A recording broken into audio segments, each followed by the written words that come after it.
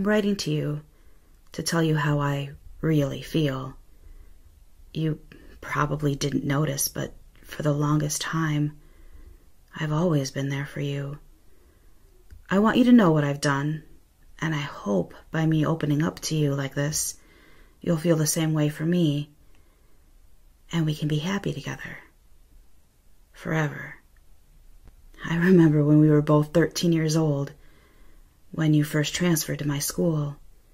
As soon as you walked in, I thought you were the most beautiful girl in the world. When your tranquil blue eyes crossed mine, even though it was for a brief moment as you scanned across the strange faces in the class, I wanted to be with you, forever. I was heartbroken straight away, though, when you were paired off with some other guy to show you around the school. You didn't really notice me much. You were always with your group of friends who were so, so different from mine. Who am I kidding? I never really had any friends. The one thing that got me through all those years of loneliness in school was watching you, admiring everything you did. The way you gracefully went through your day without faults simply left me in awe, day in and day out. As the years went by, you seemed pretty popular with both the guys and the girls. You were sought after by all the popular guys in the school, even by some of the older ones. But you shrugged them off. The girls loved how you looked after yourself. You always had your makeup and hair perfect, which made you admired, but hated. It's sad, but it's human nature to get jealous, and we are all guilty of this crime. What they ended up doing, however, was far out of line. I saw as they pushed you when the teachers weren't looking. They would shove you into any nearby object, which more often than not was the wall. When you stumbled and slammed into the wall, the teachers would simply turn around and say, "Watch where you're going, dear," and go about their business, blissfully unaware of what actually happened. Witnessing it happen every other day burned me up inside. Seeing you have this torment for being better than them, it was painful to watch every time it happened. I hoped it would die down, but it got worse. I saw when the bullies would knock your drink over when you weren't expecting it, just because the most popular guy asked you out. I was there when they set your bag on fire in the woodwork class because they thought you were being condescending when you tried to help them with their work. And I caught a glimpse of the one time they actually threw you to the ground outside the school gates and kicked you until you cried, simply because you tried to tell the teacher about what they were doing. After that incident, they followed you home. Usually they wouldn't do anything but yell abuse at you. The worst part was never knowing when they'd snap and suddenly attack you. It tore me apart to see the girl I loved feel so vulnerable. I wanted to fix it. I knew there were 3 main bullies that were consistent. I know of more, but they seemed only to do it out of peer pressure. The main culprit was that narcissistic whore, Bethany. Beth was jealous of everything about you. All the things I mentioned that made you great burned her up inside. She used to be the center of attention, and my gosh, did she love it. All the guys wanted to be with her, and all the girls wanted to be her. The only difference is that she used it for her own personal gain and ultimately abused it. She slept with most of the guys who showered her in gifts that their mommies and daddies paid for. She only hung around with girls she deemed lower than herself and demeaned them so they wouldn't be a threat to her God complex. But slowly over the years of you being in the school, she eventually lost her reputation because then all the attention was on you. The second deviant who had a disgruntled grudge against you was that asshole Chris. He asked you to go to the school's annual dance in front of both his friends and yours, and you simply rejected him, like the many others. But what made this instance different was that he ran off crying.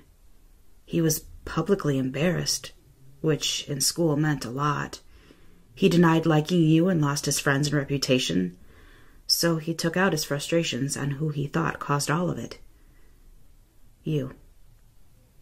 The last person was Julie. She had it bad for you ever since the guy she liked always talked about how amazing you were while not paying attention to her, even after she performed some, well, let's just say, desperate deeds for him. During the last week of school, I knew they had something special planned for you, so I took it into my hands to deal with it because I love you, and I didn't want your last few days at school to be ruined. The first person I convinced not to mess with you anymore was Chris. Now, he was much stronger than me, being into all the school sports, plus the alleged steroids meant I would not be able to take him on in a simple one-on-one fight. But in the end, that would be his downfall.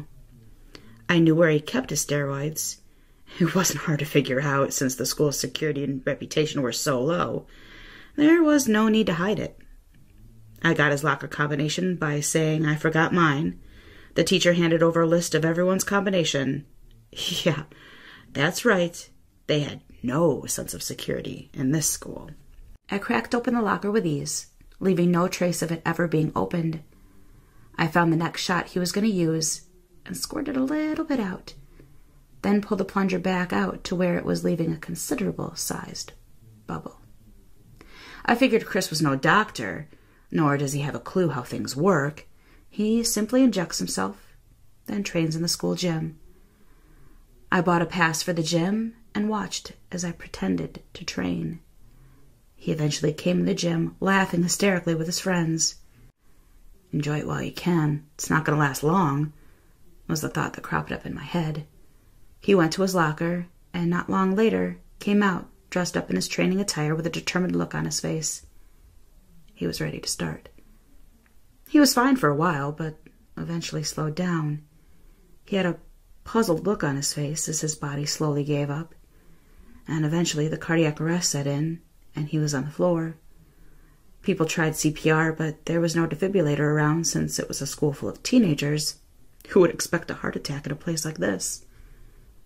I smiled and walked out before the paramedics arrived. It was already too late for him. Working my way down the list, Julie was next. She was always jealous of the way every guy liked you. I silently slipped through the window without her noticing. I knew her parents were out, so if she made a noise, no one would immediately come to her aid. I pounced on her while she was sleeping and pinned her down. I tied her hands to the bedpost, and then her legs. I pulled out several jars from my bag, each one almost black. Upon closer inspection, if you looked carefully at the gaps, you would see small movements. They were full of all the creepy crawlies one would typically find in the bottom of anyone's garden. I took my time filling these up with every insect I could find. I wanted her to understand the pain you must have felt all the time she was shouting abuse at you, hurting you, making you feel lower than you really are.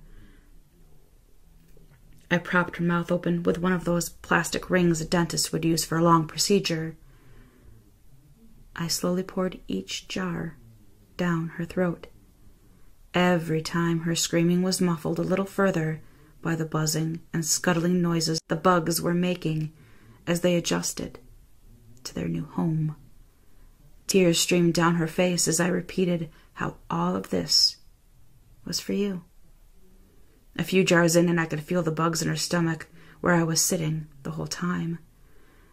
By this time, she'd pretty much passed out from the pain. When this happened, I'd wait, pour water on her face, and slap her until she responded. For punishment, I'd take off the ring from her mouth and pour the water down her throat, making her swallow the insects and causing them to go down in a frenzy of panic. Eventually, during the 5th jar, the pain of all the insects burrowing into her internal organs, plus all the internal bleeding, caused her to pass away, but not peacefully, of course. I saved the worst until last. I had something special planned for Bethany. She was by far the worst to you. She made your life a living hell, and this was unacceptable. No one as perfect as you should ever have had the displeasure of even knowing these people. So I carefully set the pieces and waited. One day I skipped my last class, but no one noticed. Not even the teacher. This shows how much attention I got in school. By this time I had memorized her route home. I waited in an archway I knew she walked past every day. I waited and thought about what I was going to do and how it was all for you. When I caught sight of her, I grabbed her and pulled her to the ground. She was kicking and screaming. But at this point in her journey home, there was no one around. The archway was to an abandoned derelict church. I dragged her away from the path and toward the building so no witnesses would intervene and no one would find her body anytime soon. I did my routine of tying her arms and legs to secure points, so I knew there wouldn't be much of a struggle. I also gagged her, as I knew she would be making a lot of noise for what I was about to do. I slowly pulled out my knife, making sure she caught sight of its shiny glimmer. I placed the point of it on her lower leg and smiled as she reacted to the sharp point of the blade. I slowly pushed down, making sure the wound was clean as it slipped into her flesh. It took a while, but eventually the knife's handle was touching her skin. I took my time pulling it out, making sure the wound did not rupture with that easily recognized crimson liquid. That would have meant her death, and that would be too easy. As soon as the tip of the knife exited her body, I immediately wrapped the split up with a bandage, applying enough pressure to cut down the bleeding to a minimum. I then placed the knife a little higher up her leg. Doing the same thing, I stared into her eyes as she helplessly watched me do this over and over, all over her body. After every stab, I would say a remark about how you didn't deserve what she did to you. Eventually, her whole body was nothing but red bandages. She was barely conscious as I slipped that final blow through her heart. I can imagine you're screaming about now.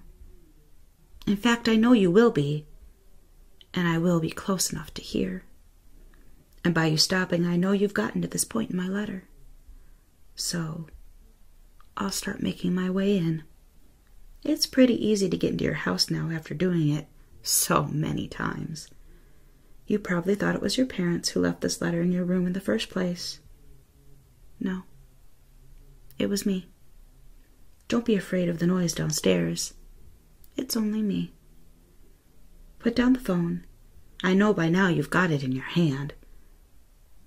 I cut the phone line. Don't bother calling your parents. I've already silenced them. You can stop your screaming now. I am most likely right outside your door. Unlock it now, and soon it will be just you and me together forever. Lots of love, your secret admirer.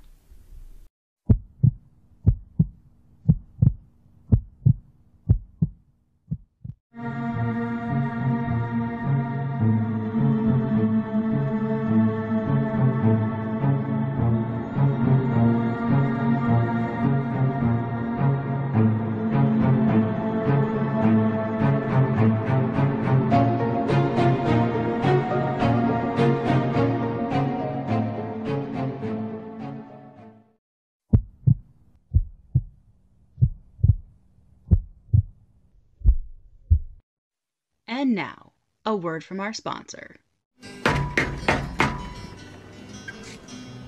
Do you like apples? Yeah. Yeah? Well, I go Vanitas. How do you like them apples? Vanitas is a premium gaming peripheral brand geared toward developing high-performance products. We're currently working toward creating new, exciting, and unique products not currently found on the market. With quality to match its sleek and beautiful design, I can honestly say that my Vanitas mouse is the best that I've ever owned, and I'm looking forward to expanding my collection of Vanitas products. Vanitas ships internationally with extremely low international shipping costs, and shipping is free to the US and Canada. Your products will arrive quickly and carefully packaged, with most orders arriving within 7 to 10 business days. If you're looking to upgrade your setup in an affordable way without substituting looks, Vanitas is an optimal choice, and when you use code pressstartmom at checkout, Vanitas is offering a 10% discount on your order. You'll be doing mom a solid, and you'll be doing yourself a solid. Everyone wins. Thank you so much to Vanitas for sponsoring this video.